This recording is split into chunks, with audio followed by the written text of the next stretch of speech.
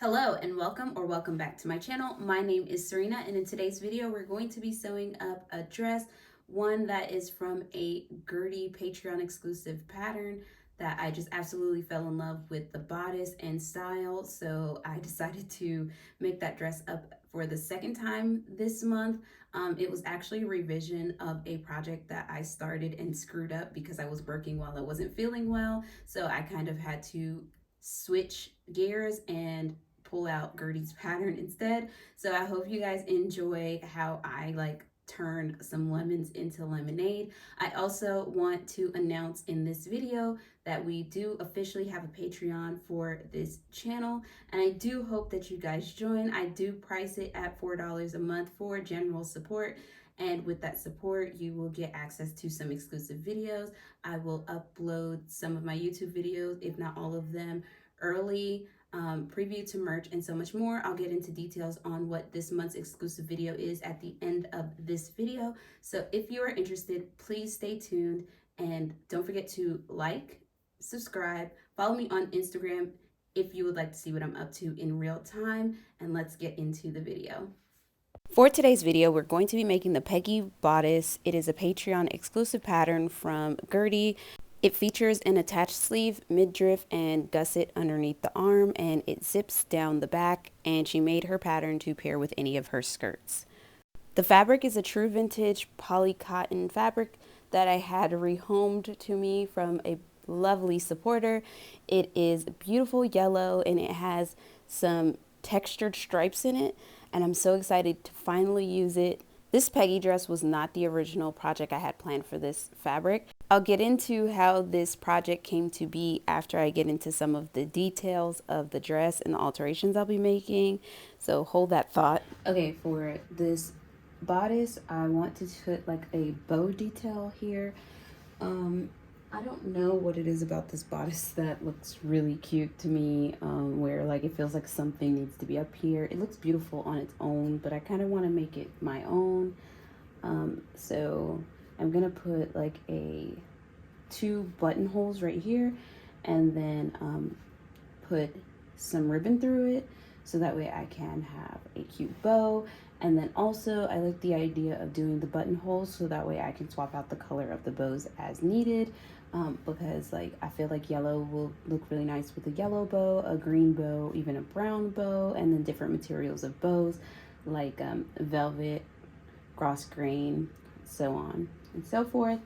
So I just wanted to kind of show you flipping it like that, and then I would gather it down in the center a little and then slip it through the buttonholes. And I don't think it'll be this wide, we'll decide later on, but I think this is an inch wide ribbon and I think it'll be really cute. So I don't really have a social life. After moving, I haven't rebuilt my friend or social circle.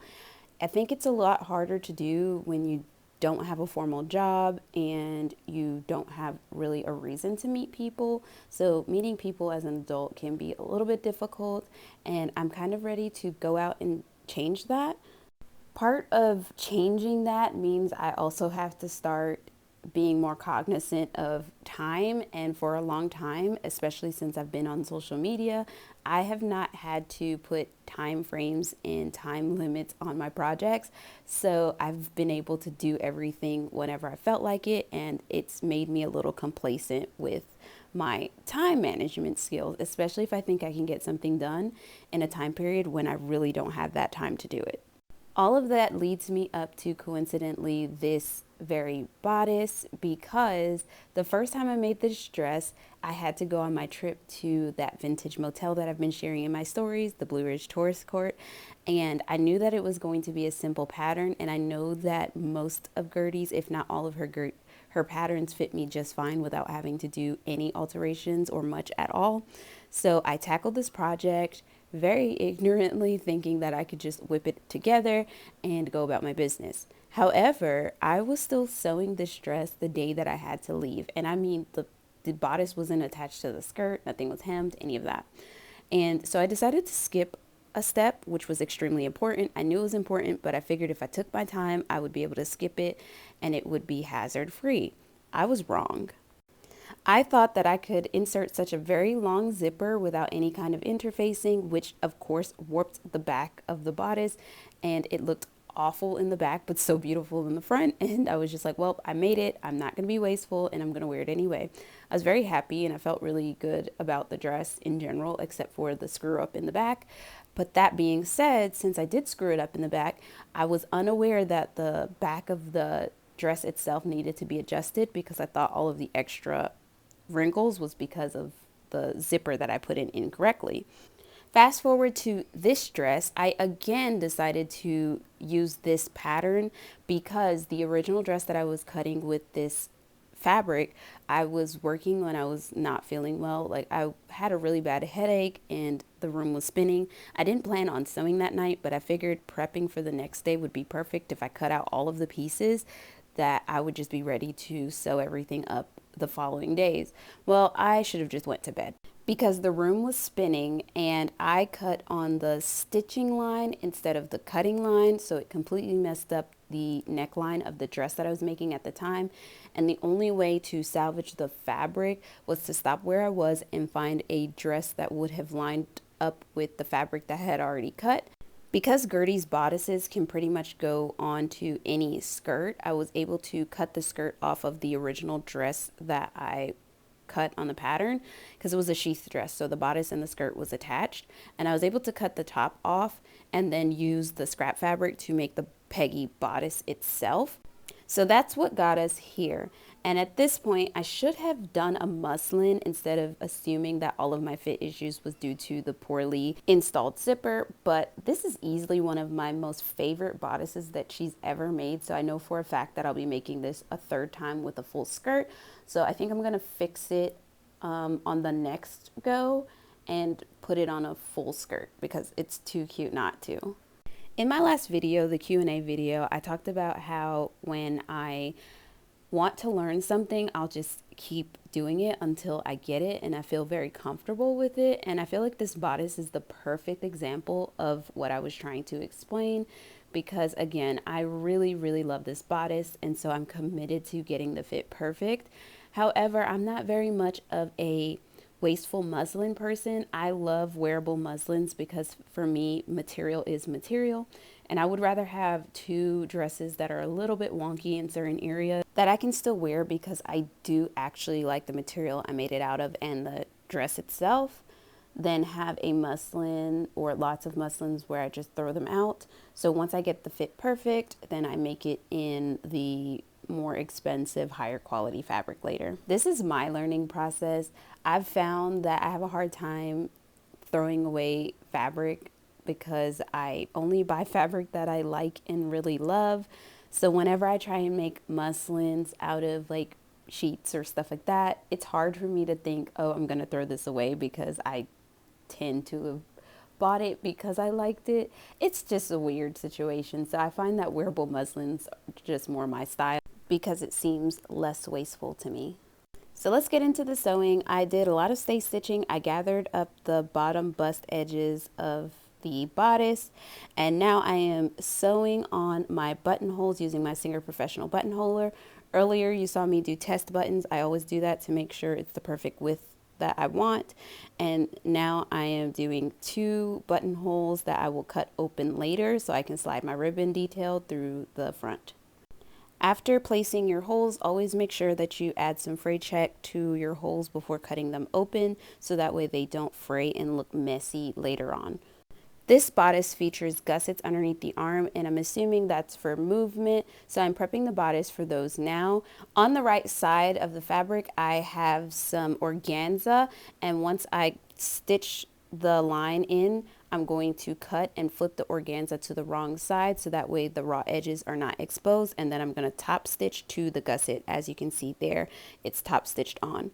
I love attached sleeve bodices. I like how quickly they sew up, and they're just fun little detail. However, I've never had to put a gusset under the arm before except for on a coat, so it was pretty neat to do on a dress. Once all the gussets are attached to both the front bodice and the back bodice, I move on to attaching the midriff on the front, and of course I do this with the gather sides up, so that way I can make sure to adjust the gathers and ease that midriff on. For the seam finishes on this project, since the bodice is made up of so many pieces, the upper bodice, all 3 midriff pieces, the gussets underneath the arm, that's even 4 pieces, I think. I decided to just go ahead and serge everything so that way I could have a nice, neat finishes and not have to worry about raw edges. And so I took the time to finally thread my sergers with all white cones, so I should be set for the spring and summer season. Once the front bodice is done, it's time to start prepping the back exactly the way that I did for the front, and that goes for the top stitching of the underarm gussets. And you want to get this as close to the fold line as possible so your organza does not show, but also so it's not just super obvious. I'm stitching that down, and then I'm going to move on to the midriff pieces for the back. And then after this, it's time to combine the front and back pieces at the shoulder seams. After the bodice is completely sewn together, including the underarm seams, then I move it over to the serger where I serge and cut down some of the seam allowances. I like to serge after I've sewn, so that way the 5/8 seam allowance is exactly the same.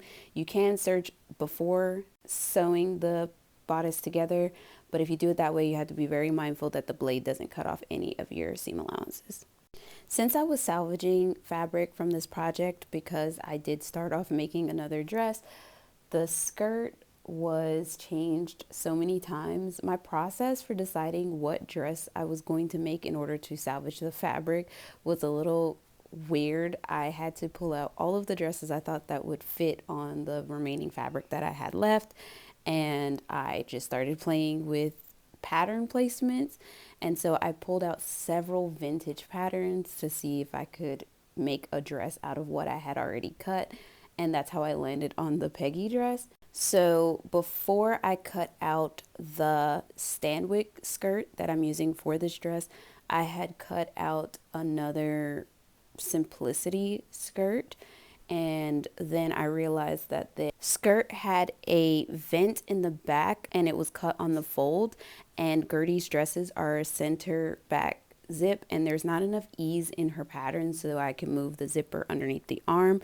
So I had to switch to one of her patterns or alter the skirt, and because I was on yet another time crunch, I did not have time for any alterations on the skirt or trying out anything. So I just went ahead with the Stanwood skirt, but the Stanwood skirt does not have any darts in the front. So the footage you see here is me preparing for that Simplicity skirt anyway.